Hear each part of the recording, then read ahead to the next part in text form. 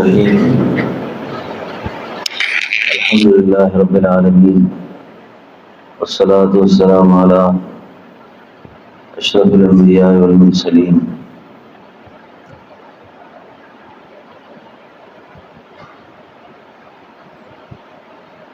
کسی شرابی شاعر نے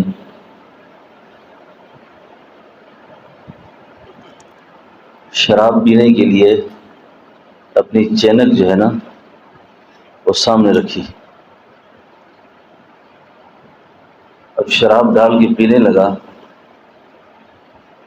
بڑی مشقت سے اس نے لائی تھی کہیں سے، تو ہاتھ لگنے سے وہ چینک گر گئی اور ٹوٹ گئی.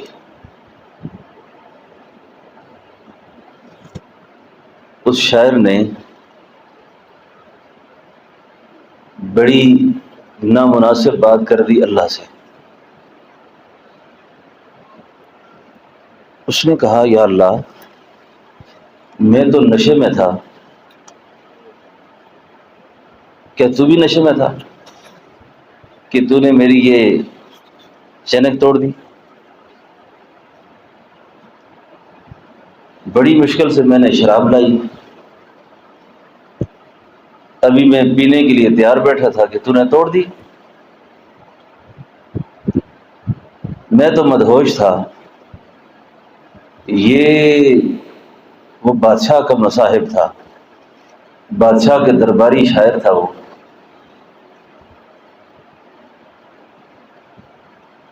تو بادشاہ کے دربار میں وہ شعر پڑھتا تھا. جب یہ کفریہ جملہ اس نے کہا نا، تو اس کی شکل اللہ نے بندر جیسی کر دی، اور وہ بندروں کی طرح ہو گیا. شیشے میں دیکھا اس نے کہ میں تو بندر ہوں. پھر اس نے اللہ سے ایک اور بات کی. اس نے کہا یا اللہ، اس تیری دھرتی میں اتنی بڑی مخلوق میں کوئی گناہگار اور نہیں ہے؟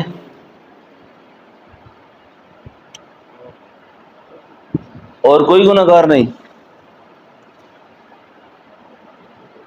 کہ تو نے مجھے ہی بندر کرنا تھا؟ یا اللہ، میں گناہگار ہوں تو تیرا ہوں. اگر میں نے کچھ کہا ہے تو تجھ سے کہا ہے.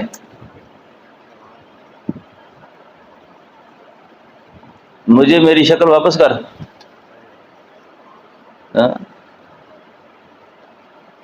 میں بندر بن کے نہیں رہنا چاہتا، میں انسان رہنا چاہتا ہوں. تو کیا یہ تیری اتنی بڑی جو مخلوق ہے یہ سارے پارساؤں سے بھری ہوئی ہے؟ اس میں آتش پرست ہیں، اس میں بت پرست ہیں، اس میں تیری نافرمانیوں کرنے والوں کی لسٹ پڑی ہوئی ہے.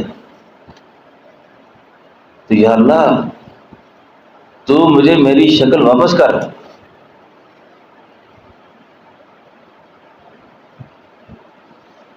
گناہ کتنے بھی زیادہ ہوں، گناہ کتنے ہی زیادہ ہوں، ان سب گناہوں سے بڑا گناہ مایوس ہونا ہے. وہ اتنی بڑی غلطی کرنے کے بعد بھی مایوس نہیں.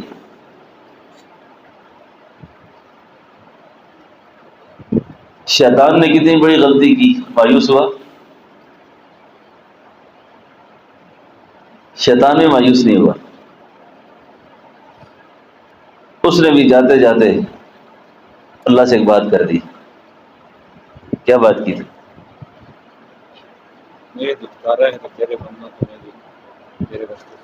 کیا بات کی؟ یاد ہے کسی کو؟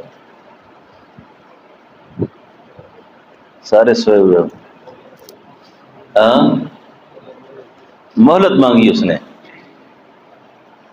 نے مہلت مانگی. اللہ نے شیطان کو بھی مہلت دے دی. اس لیے کہتے ہیں کہ شیطان جو تھا عالم بھی تھا، عابد بھی تھا، عارف بھی تھا. وہ پہچانتا تھا اس بات کو کہ اللہ میری بات کو رد نہیں کریں گے، صرف ایک کمی اس میں تھی کہ وہ عاشق نہیں تھا. عاشق ہوتا تو بحث نہ کرتا آگے سے، وہ بحث نے خراب کر دیا اس کو. جب کہا نا سجدہ کرو، اس نے کہا میں ناری ہو کر خاکی کو کیسے سجدہ کروں؟ ابا واستکبر وکان من تو گناہ کتنی زیادہ ہوں، کتنی بڑی نافرمانی ہو، جب تک انسان کے اندر سانس باقی ہے، توبہ کا وقت باقی ہے اس کا، معافی کا وقت باقی ہے اس کا. اس لیے کبھی بھی نہ تو خود مایوس ہونا چاہیے، نہ اللہ کی مخلوق کو مایوس کرنا چاہیے، اور مایوسی کی طرف بات ہی کوئی نہیں کرنی چاہیے. اور اس امت کو تو اللہ نے طبیب بنایا ہے، طبیب بنایا ہے. میں نے شاید کسی مجلس میں پہلے بھی یہ بات عرض کی ہے کہ اللہ کی سنت ہے، اللہ کی، جو سیدنا ابو بکر صدیق رضی اللہ عنہ کو کہا کہ لا تحزن. ایک عرب عالم بزرگ نے لکھا ہے کہ کتنا غمگین پریشان کوئی آپ کے پاس آ جائے، اس کو غمگین اور پریشان نہ کرو، اس کو اللہ کی سنت پہ عمل کرتے ہوئے کہو لا تحزن ان اللہ معنا، ان اللہ، نہ غم کرو، اللہ ساتھ ہے. اس لیے ہمارے احباب میں جو امت میں دعوت کا کام کرنے والے ہیں، وہ دعوت کے اسلوب سے ناواقف ہیں، دعوت کے مزاج سے ناواقف ہیں. یہ امت میں جو آگ لگی ہے نا، جتنے فتنے پھیلے ہیں، اور فتنوں کا سبب بھی یہ ہے کہ دعوت کو نہ سمجھنا. کہ کتنے بڑے سرکش سے کیسے بات کرنی ہے. قل یا عبادی الذین اسرفوا علی انفسہم، یہ جو لوگ جن کو خدا کہتے تم اے میرے بندو، یہ کن کو کہا ہے؟ ان کو کہا ہے جنہوں نے اپنی جانوں پر ظلم کیا ہوا ہے، ان کو بندہ کہا ہے. یعنی اگر آپ غور کریں نا، یعنی جو اسرفو ہے نا، ان کو کہا ہو میرے بندو. تو معلوم یہ ہوا کہ اس اسرفو میں تو بڑے بڑے خطرناک قسم کے لوگ ہیں، اس میں بڑے بڑے سرکش ہیں، ان کو بندگی سے نہیں نکالا ابھی. ان کو پیغام دیا ہے کہ لا تقنطوا من رحمت اللہ. ہمارے حضرت جی صاحب رحمۃ اللہ علیہ جو اس آیت کو بیان کرتے تھے تو فرمایا کرتے تھے جنت اور جہنم کا مکالمہ ہوا آپس میں، جنت اور جہنم نے آپس میں بحث کی. کس بات پہ بحث کی؟ جہنم کہے گی نا حل من مزید، اللہ اور بھیج میرے اندر.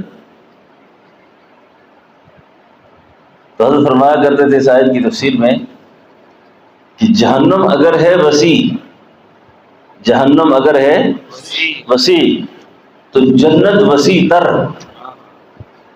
جہنم اگر ہے وسیع تو جنت وسیع تر. لا تقنطوا جواب ہے حل من مزید کا، لا تقنطوا جواب ہے حل من مزید کا.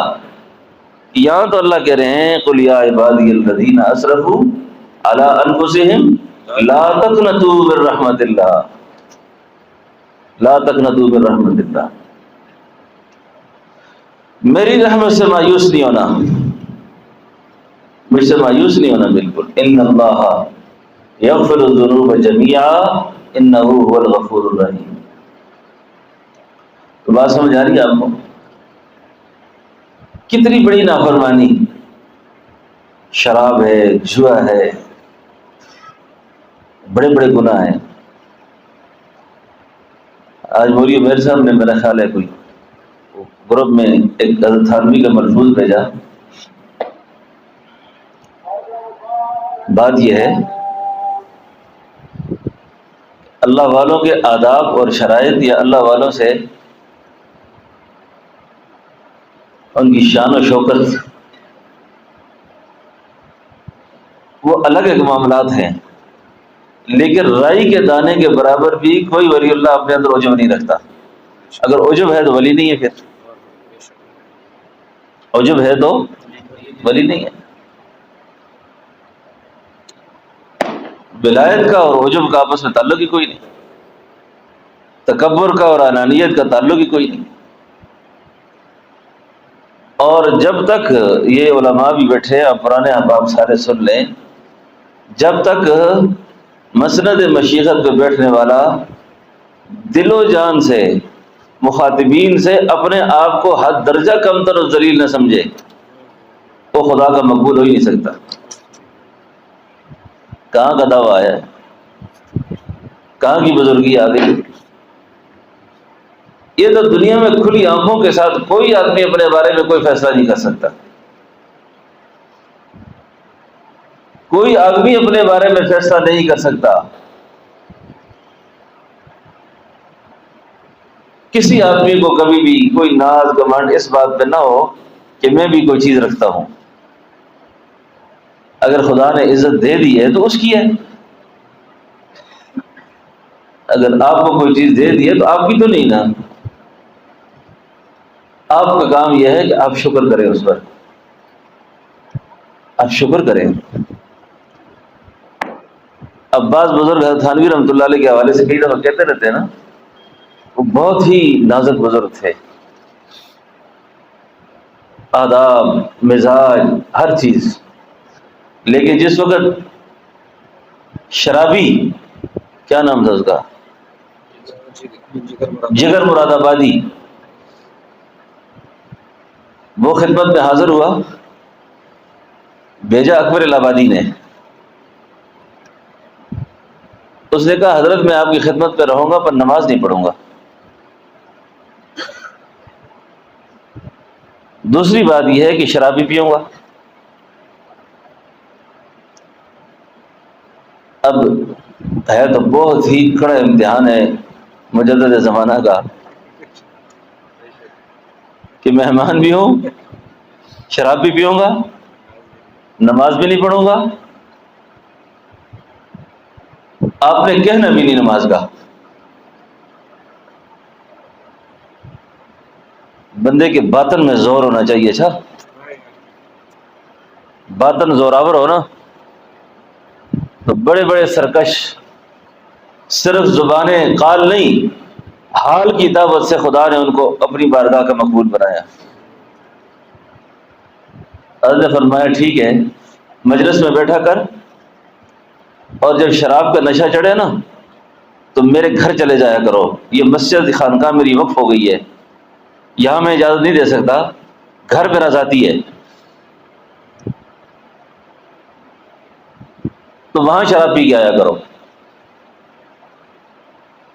اب آج ہم جیسا کوئی بزرگ ہوتا تو کہتا ہے جی کیسے بزرگ ہیں شراب کی اجازت دے رہے ہیں؟ امت میں کام کرنے کے لیے اللہ رب العالمین نے اپنے بندوں پر بڑی بڑی باتیں کھولی۔ 2-4 دن وہاں شراب پی، مجلس میں آتے، ایک دن خیال آیا کسی ڈاکٹر طبیب سے جا کے مشورہ کروں کہ میں شراب چھوڑنے کے بعد کتنا زندہ رہ سکتا ہوں۔ اللہ تعالیٰ بری عادتوں سے بچائے۔ میرے ایک دوست ڈاکٹر ہیں، ایک ساتھی کو چرس کی عادت پڑ گئی، تو میں نے ان سے مشورہ کیا 2 چرسیوں کے بارے میں۔ انہوں نے مجھے کہا حضرت ایک کے لیے چرس چھوڑنا حرام ہے، دوسرے کے لیے پینا حرام ہے۔ ایک کے چھوڑنا حرام ہے اور دوسرے کے لیے پینا حرام ہے۔ میں نے کہا ڈاکٹر صاحب یہ تو ڈاکٹری فتویٰ ہے، یہ کس طرح کا فتویٰ ہے؟ کہنے لگے حضرت یہ جوان ہے، اب یہ پیے گا تو خودکشی کرے گا، مار دے گا اپنے آپ کو، اور یہ جو چھوڑے گا تو آج کل میں مر جائے گا، اس کو اب بطور علاج بھی نہیں چاہیے اور اس کو نہیں پینی چاہیے۔ یہ طبیب کا اپنا ایک فن ہے۔ ڈاکٹر سے مشورہ کیا تو ڈاکٹر نے کہا جگر جی آپ 2 سال زندہ رہ سکتے ہیں کل، یعنی آپ کی جو باڈی لینگویج ہے یہ بتا رہی ہے کہ آپ کی زیادہ عمر اب جگر نے طے کر لیا کہ جب زندگی 2 ہی سال ہے تو شراب جیسی لعنت پی کر میں مر گیا، یعنی شرابی اور بدکار آدمی کے قریب ایمان نہیں ہوتا، بعض روایات میں کہ 40 دن تک ایمان واپس نہیں آتا، توبہ کر قریب بس کہ اللہ آج آخری دن ہے میرا، آگے واپس مجلس میں اٹھنا بیٹھنا رکھے آدمی، اپنی مجلس صحبت کو کبھی بھی متاثر نہ کرے۔ کئی احباب سنتے رہتے ہیں، کہتے رہتے ہیں جی ہمیں فائدہ محسوس نہیں ہوتا،